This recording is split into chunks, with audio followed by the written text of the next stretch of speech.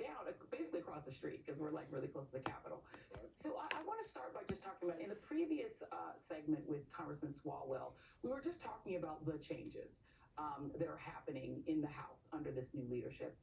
3 people, including Congressman Swalwell, Ilhan Omar, and Adam Schiff, are being taken off their committees. Those who are being added, Congressman Santos is the one who made up his whole resume, allegedly, in New York.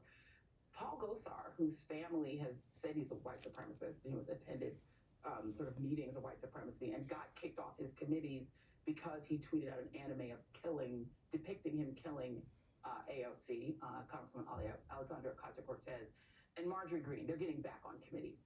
I just wonder what you think of that. Do you think that that is a good look for the Republican Party?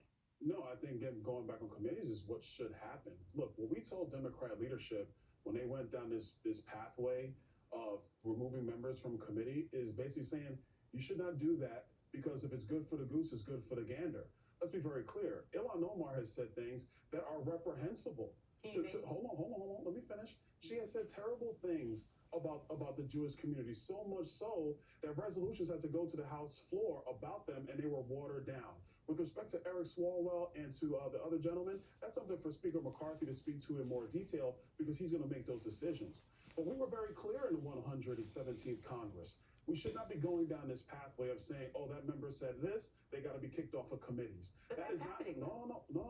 Did it? What we're doing is, so you did it? So now this is what happens. This is the response. Let's get back to the status quo of you pick your committee people, we'll pick ours, and we'll go from there. Well, let me ask you this, because you're not getting back to that status quo. If you're kicking people off committees and you're saying it's literally for vengeance, you're now admitting it's just for revenge, that doesn't sound like getting back to the status quo. It sounds like using committee leadership for vengeance, but that's what you just said. If you want to change the rules, then we'll live by your rules. I don't think we should do that. But if you want to change the rules that the House of Representatives has lived under since the beginning of the Republic, and now you're going to change them because you didn't like what somebody said? I don't think that's a change in the rules. That's happened before. No, I'm letting you know. People have been removed from elected. But I digress. I will say, though, that people being on and off committees has nothing to do with the work of the 118th Congress. We are actually going to get to border security. We're going to get to energy policy. We have to go through debt ceiling. We're going to have to figure out a way to cut our spending, curtail our spending, because we're living well beyond our means. That is the work of the Republican conference in the next Congress. This other stuff, that's kind of a sideshow. It's not a sideshow because unfortunately it's kind of the show. So let's talk about some of the things that Republicans have said that they would actually like to do when they're talking about the agenda of the Republican Party. And this is what the chairs of the committees are saying that they're going to do. Representative Mike Rogers of Alabama says they're going to investigate woke social advocacy at the Department of Defense. That has nothing to do with the border or the budget. You've got Jody Arrington of Texas saying they're going to restructure entitlement programs and slow spending, which is what you just talked about. But that means they would like to, in some cases, cut / social programs, Social Security, things that a lot of Americans depend on and paid into. Michael McCall of Texas, investigate the withdrawal from Afghanistan. I think that seems fair. Calling on Mayorkas to resign. That is what Mark Green of the Homeland Security said is his priority. Calling on Secretary Mayorkas to resign. You've got Jim Jordan, who's leading Judiciary, leading a subcommittee to probe the, quote, weaponization of the federal government. You've also got those who want to investigate President Biden. But this one about weaponization of the federal government, that is about the FBI having a court-sanctioned raid on the former president, Donald Trump's home, because he had lots and lots of classified documents, hundreds of classified documents that he was not entitled to, and when he was asked to return them, he didn't. And also, it seems possible that it might be about going after the Justice Department for investigating the insurrection that Jim Jordan supported. Well, a couple of things. First and foremost, let's speak to the Weaponization Committee of the federal government. We see what's happening at Twitter. Twitter now is releasing documentation, ream after ream after ream, that elements of our government was actually in contact with Twitter about delisting comments, taking people off of Twitter overall. If that is not the federal government actually suppressing free speech in the United States, which is the First Amendment of the United States Constitution, Congress has a responsibility to investigate that. Number two, and I'm going to jump around to a couple of the members that you discussed. Mike Rogers on armed services. One of the reasons that we have to get into some woke policies at the Department of Defense is because recruitment is down at the Department of Defense. If our our military is not prepared to deal with battles in the future because recruitment is down, shouldn't we go in and investigate all the things? Wait, hold on a second. No, hold on. What are woke policies at the Department of Defense? Here's what I'm telling you. If there are issues at the Department of Defense that are decreasing recruitment, because the numbers are crystal clear at this point, and we have many members of our military who have complained about some of the programs that are going on at DOD. We have a responsibility to get to the bottom of that. My friend Jody Arrington, who's going to chair budget, he wants to look into the budget and also look into entitlements. Do you know that Social Security is going to be insolvent in 2035? It is not going to be. That is not true. That is actually not true. No, it's actually not true. It's actually not true. It's actually not. But it's actually not true. Financial community. That's actually not true. That's actually not true. Will go insolvent. That's actually not true. Those are the facts. That's not true. Should we not prepare for that? What the Republican Party and what the Tea Party have proposed is privatizing Social Security, which would actually subject Social Security to the whims of the market, which I don't think that people. That's not what they paid into. No, if you look at the returns of the S&P 500 since 2006, the returns of the S&P 500 since 2006. You're saying so you support privatizing Social Security? No, I want to explain to you. I am a financial professional. I'm securities licensed. Actually, I just lost my licenses because I'm not allowed to trade anymore because I'm a member of Congress. But let me assure you, if you look at the S&P 500 from 2006 until today, the growth rate in the S&P 500 would have more than taken care of Social Security, way more than the federal government. And each time that you had a crash, it would subject people's Social Security funds to crash. Hold on a second.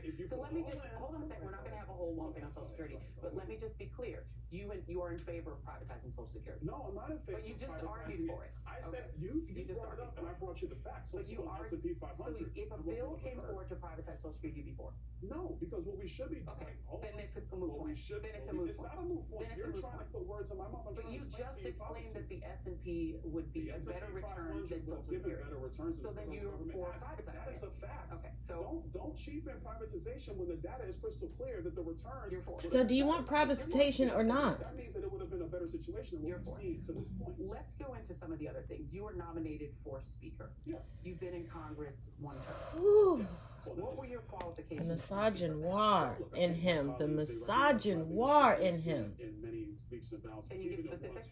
Secondarily, I've served before at the state level, now here at the federal level. What were your specific qualifications to be Speaker? I actually understand budgets. I understand what the long-term ramifications are. What is the job of the Speaker? Hold on a second.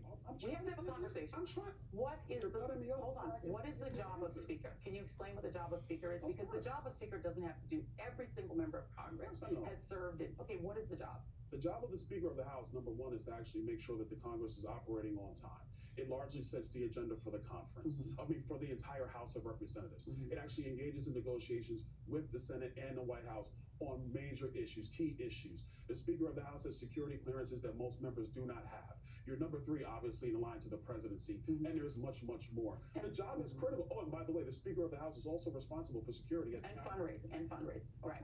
And so you've been there one term, and you're saying that you would be prepared after one term to do the job that Speaker Pelosi and others who were in leadership. You ran for leadership, and you lost that leadership race to the congresswoman who ended up being in leadership, right? So you were not elected to leadership, but you believe that though you've never served in leadership ever, and you look at the disdain on his face. You believe you were qualified because he does not like being corrected by a black woman. A fellow congresswoman who was critical of the nomination because it definitely looked like they were looking for a response to Hakeem Jeffries in you.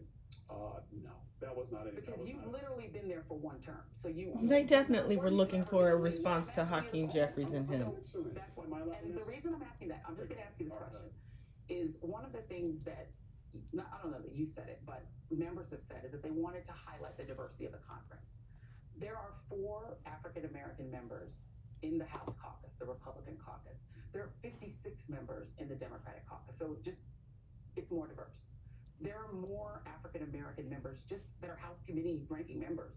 They're at the same number that are actually members of the entire Republican House caucus.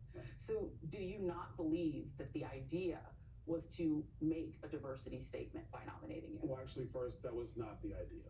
Because I was in the room when the decision was made by people who chose to nominate me. That never came.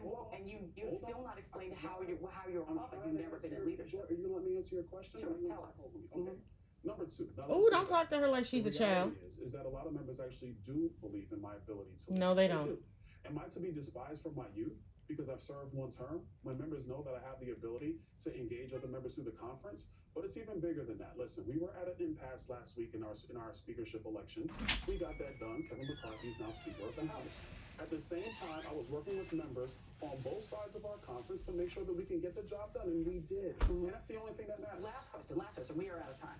I'm just going to go through a few of your voting record items because you've made some statements about me, about what I've said, and saying that I have tried to accuse you of being less black than other folks, which I think is an unfair statement, but that's fine. I'm going to go through some of your voting record.